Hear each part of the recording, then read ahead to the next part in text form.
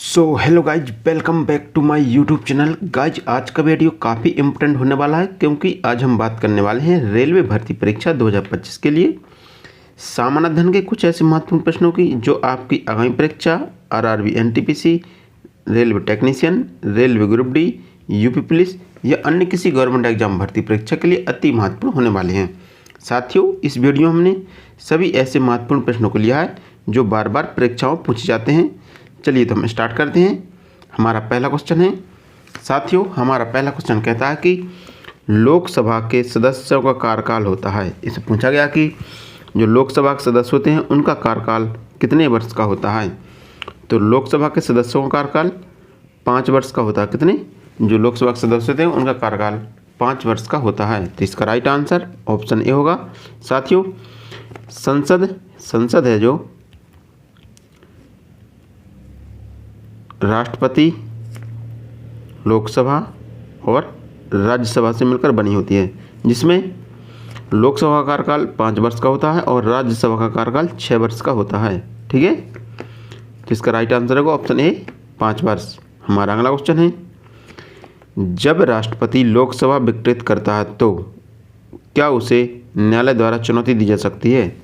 साथियों, इसमें पूछा गया कि जब राष्ट्रपति के द्वारा लोकसभा विघटित की जाती है तो उसे न्यायालय द्वारा चुनौती दी जा सकती है।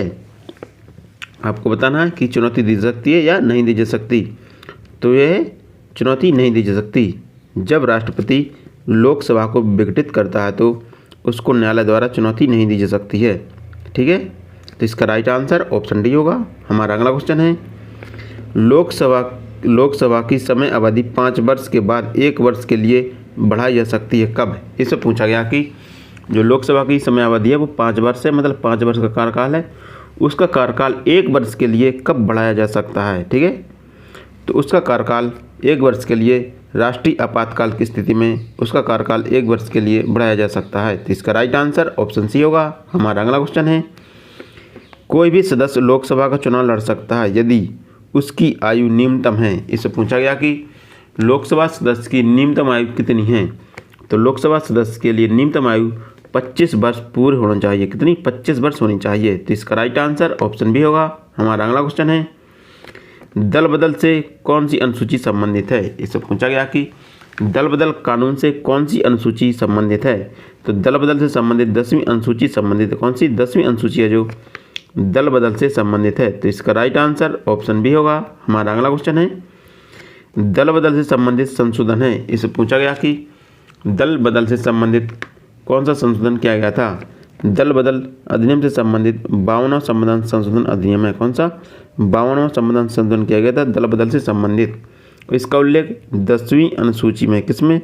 10वीं अनुसूची में है। तो इसका राइट आंसर ऑप्शन बी होगा। हमारा अगला क्वेश्चन है, दल बदल से संबंधित विवाद का निपटारा किसके द्वारा किया जाता है। साथियों, यदि कोई सदस्य दल बदल का उल्लंघन करता है तो उसके विवाद का निपटारा किसके द्वारा किया जाता है।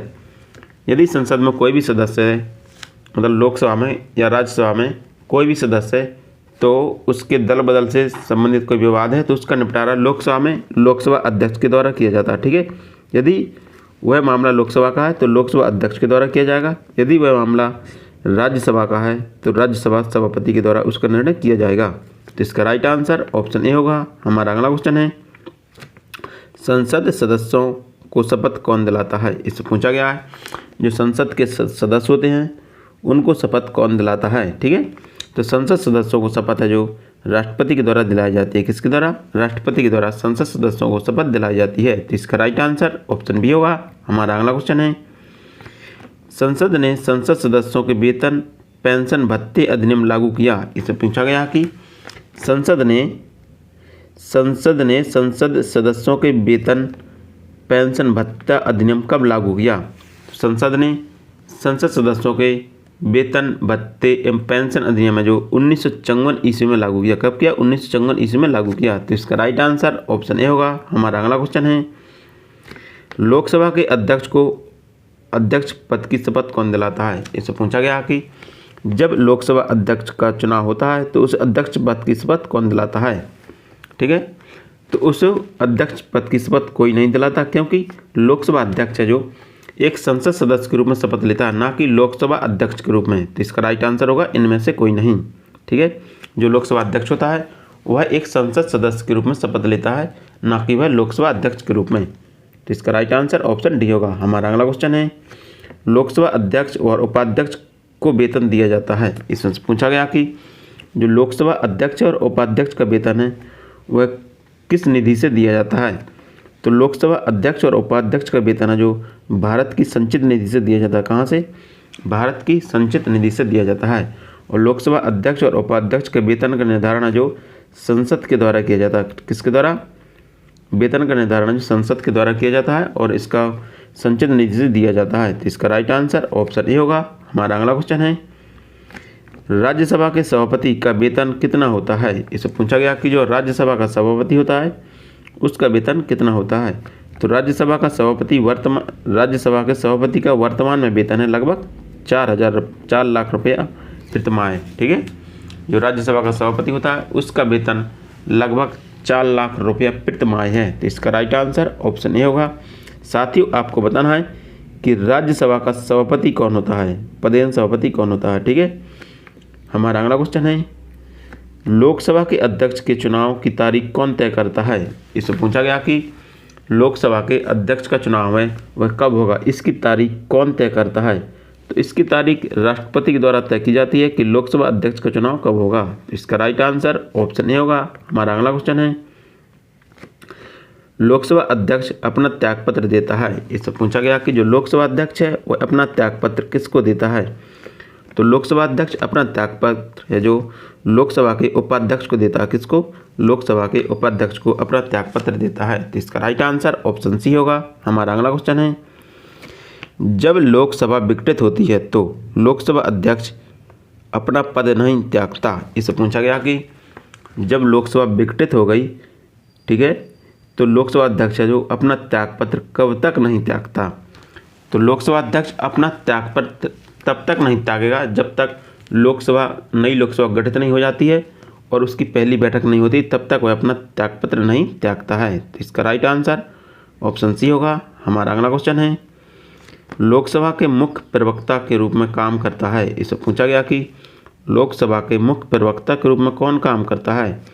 तो लोकसभा अध्यक्ष है जो लोकसभा के प्रवक्ता के रूप में काम करता है। तो इसका राइट आंसर ऑप्शन बी होगा। हमारा अगला क्वेश्चन है, लोकसभा में गणपूर्ति कोरम के अभाव में सदन को स्थगित करने का अधिकार है। इससे पूछा गया कि लोकसभा में यदि कोरम पूरा नहीं है तो उसको स्थगित करने का अधिकार किसके पास है। तो उसको स्थगित करने का अधिकार है जो लोकसभा अध्यक्ष के पास है। लोकसभा अध्यक्ष यह तय करेगा कि लोकसभा में कोरम पूरा है या नहीं है। तो इसका राइट आंसर ऑप्शन बी होगा। साथियों, लोकसभा में गणपूर्ति कुल सदस्यों के 1/10 होगी। कितनी? कुल सदस्यों का 1/10 सदस्य लोकसभा में गणपूर्ति पूरी करते हैं।